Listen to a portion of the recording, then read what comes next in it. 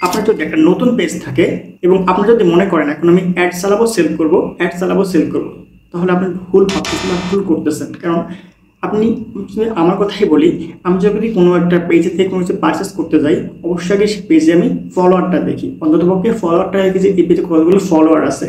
এটা কিন্তু first look. আপনার কোনো একটা পেজে যাওয়ার সঙ্গে সঙ্গে কিন্তু আপনার চোখে এটাই আগে পড়বে যে এই পেজে কতগুলো ফলোয়ার আছে।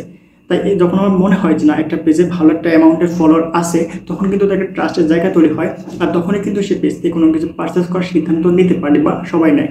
সো অবশ্যই আপনাকে কিন্তু এই বিষয়টা খেয়াল রাখতে হবে, এটা অডিয়েন্স গেইন করতে হবে, ভালো একটা অডিয়েন্স। তো অনেকে আপনাকে বলতে পারে যে বট ফলোয়ার নেন, কিন্তু বট ফলোয়ার নেওয়াটা আমি সাজেস্ট করবো না, কারণ বট ফলোয়ারের কাছ থেকে কখনো আপনি রিচ এঙ্গেজমেন্ট পাবেন না।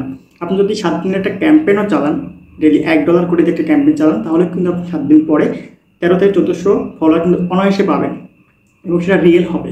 আমার একটা পেজ আছে, জুয়েল স্মার্ট নামে একটা পেজ আছে, যেখানে আমি বিভিন্ন ধরনের গ্যাজেট আইটেম সেল করে থাকি। তো আমি আমার পেজের জন্য যখন ক্যাম্পেইন চালাইছিলাম, আমি 5 দিনের একটা ক্যাম্পেইনে 1100 ফলোয়ার গেইন করছি এবং সেই ফলোয়ারগুলো আমার রিয়েল ফলোয়ার।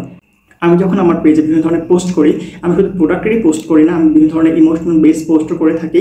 তো আমি যখন এই পোস্টগুলো করি, তখন কিন্তু আমার সেই পোস্টের নিচে তারা লাইক কমেন্ট করে, রিয়াক্ট করে, অর্থাৎ তারা এঙ্গেজমেন্ট দেয়।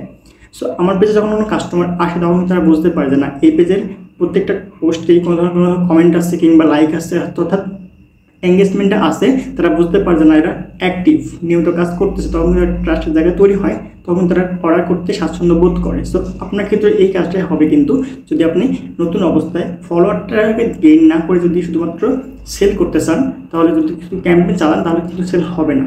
অবশ্যই একটা ভালো পরিমাণ ফলোয়ার লাগবে, পেজটাকে সুস্থিত করতে হবে, পেজটাকে সুন্দরভাবে গুছাইতে হবে। এরপরে যদি আপনি ক্যাম্পেইনটা চালান, তাহলে অবশ্যই আপনার সেই ক্যাম্পেইন থেকে সেলসের সম্ভাবনা অবশ্যই আসবে।